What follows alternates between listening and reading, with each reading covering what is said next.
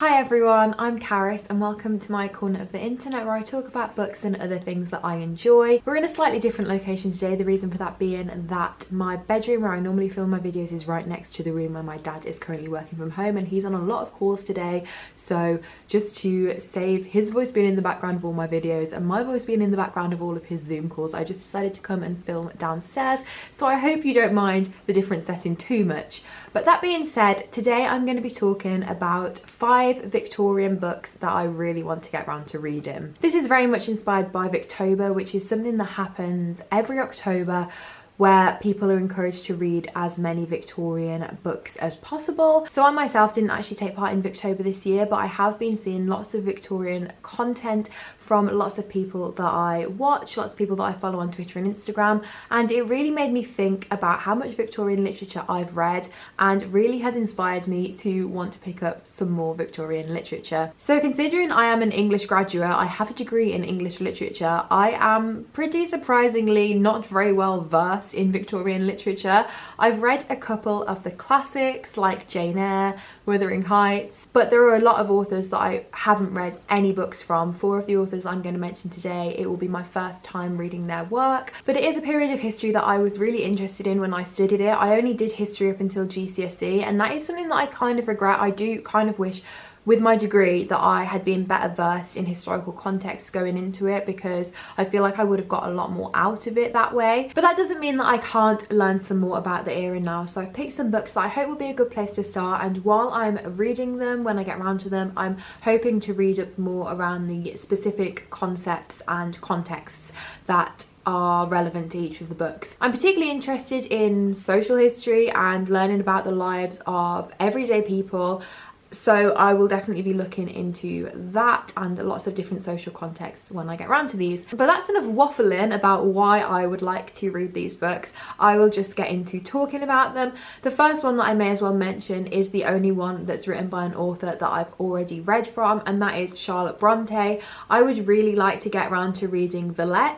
So as I already mentioned, I have read Jane Eyre by Charlotte Bronte and I really enjoyed it. I think it was one of my favourite books that I read for uni. However, to be honest, I would kind of like to get around to reading this one again at some point, because I did read it for my first year. So that was over 6 years ago now, and I feel like I could probably get a lot more out of it if I picked it up again now. But as I did really enjoy it, I have always been keen to pick up one of her other books but have just never got round to it. I would also really like to read Shirley, but having looked at the summaries, this is the one that I think appeals to me the most. So my understanding of Valet is that it follows a young woman who moves from England to a French-speaking town. I'm not sure if it's in France or elsewhere, because the descriptions that I've read of it just say French speaking, but she goes there to teach at a girls' school, and that element of the story is what really intrigues me. I have always loved things that are set in schools, boarding schools, girls' schools, that sort of setting. It's always intrigued me. I remember when I read Jane Eyre, the bit that I actually enjoyed the most was the bit when she was younger and in the school, which I know is a very unpopular opinion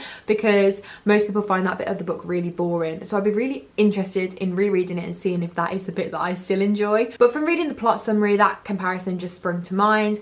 And yes, I'm really looking forward to seeing how the setting is explored, and I'm really looking forward to seeing how the French element of the book comes into it, and I'm sure there are a lot of context surrounding that I will be able to research into and get a lot out of. Speaking of the Brontes, there is one Bronte sister that I haven't read anything from yet, and I need to change that, and I want to do so by reading The Tenant of Wildfell Hall by Anne Bronte. I feel really bad that I haven't read an Anne Bronte yet, because I feel like she's always the sister that gets overlooked and forgotten about. To be honest, the only reason why she's the one that I haven't read from is because I've been made to read the other two for academics. So I read Wuthering Heights for my A-levels, I read Jane Eyre for uni, and Anne has never been on any sort of course that I've studied, so that's the reason why. It's a pretty bad excuse. Again, I would like to also get around to reading Agnes Grey, but from the plot summary, this was the book that intrigued me the most. What I know about this one is that our main character is known among the local gossips as being a wicked woman.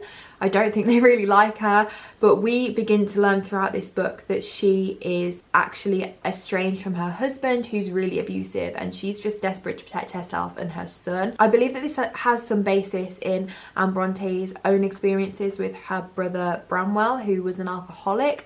So I'm really intrigued to do some research on that when I read this book, and see how parallels between her life and the life of the main character can be drawn, and see how our own experiences play into this text. The blurb says that the wife ends up fleeing, and that Anne Bronte wrote her masterpiece to reflect the fragile position of women in society and her belief in universal redemption. And that was what really intrigued me about this, the position and the role of women in society and societal expectations on women, and presentations of women who break that expectation was a topic and a field that always really interested me when I was studying for my degree. I know it's quite like a common basic thing to write about, but it was what I always enjoyed writing about, so I'm looking forward to reading something of a similar nature again for the first time in ages. The book that I'm hoping to get around to the soonest out of all of these is The Woman in White by Wilkie Collins. I really want to read this soon because of the spooky season that's currently happening. I obviously am not going to have finished this by the end of October because we're less than a week away from that at the point that I'm filming this, but I would really like to have started it. So this, I believe, is the first Victorian thriller. I don't think I've read any other Victorian thrillers, so I guess a good place to start is at the very beginning. All that I know about this is that it begins with an encounter between a man and a ghostly female figure. I don't know what happens from there, but I guess some sort of haunting presence is going to be conjured up through the writing. I'm not convinced that there is actually any real ghosts in this. I think it might just be like about illusion and the idea of the supernatural, but don't quote me on that, I don't actually know. I believe this book is also told in the epistolary form, so all through letters, or letters certainly feature in this, I think. At least that's what I've read, but now that I'm looking through it I can't actually see that being the case, so maybe I've just made that up. The first chapter is The Story Begun by Walter Hartwright of Clements in Teaching Drawing. So maybe it's actually like individual characters recounting their version of events. I'm not actually entirely sure now, but I do think whichever way it's written out of the two ways that I just described, there is something a little bit different about the way that it's written that I'm hoping will be really interesting to delve into. The next book that I want to mention is one that I've actually been wanting to read for ages, and that is Far From the Madding Crowd by Thomas Hardy.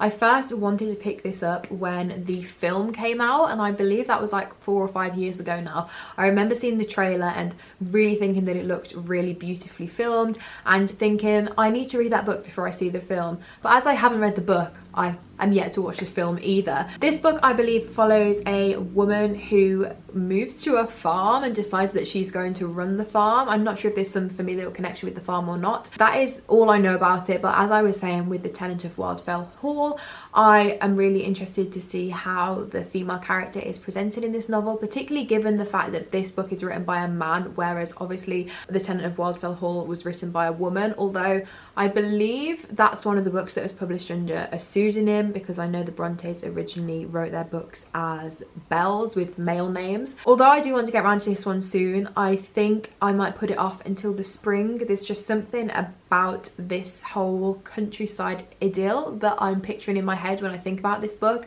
and the pastoral setting that screams spring to me. It doesn't really scream cozy autumn winter vibes. And the final Victorian book that I want to talk about today is North and South by Elizabeth Gaskell. This book is set after the first Industrial Revolution, and it centres around the effects of industrialisation, I believe. That whole period of time, Industrial Revolution, industrialisation, is something that when I studied it at secondary school when I was literally like 14, I got so into. I remember doing a really big project on it where I had to write like a newspaper article about the cotton mills, and I titled it Please Cotton On because I thought I was being so funny. So it's something that I had a big interest in back then, but I feel like now I know very little about, so I would really like to re-spark that interest, and I'm hoping this book will do that for me.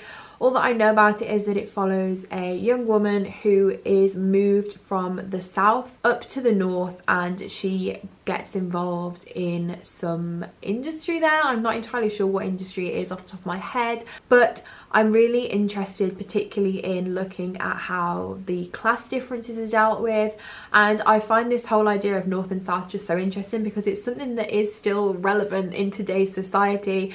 There is a North-South divide, and if you're from the Midlands like me, you are Northern if you're in the South, and you're Southern if you're in the North.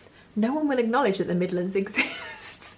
So I don't know if the Midlands will be mentioned in this novel, but yeah, I think it's really interesting looking at how the divide presented in this Victorian era novel can maybe be compared to society today. So those are the 5 books that I want to talk about today. I would be really interested in hearing in the comments if you've read any of these books and what you thought of them, and if you have any other Victorian era novels that you think I should read, then let me know in the comments. I would be welcome to taking on any suggestions. Other than that though, that is it for today's video. Thank you all so much for watching. I hope you are all keeping safe and staying well, and I will see you again next time. Bye!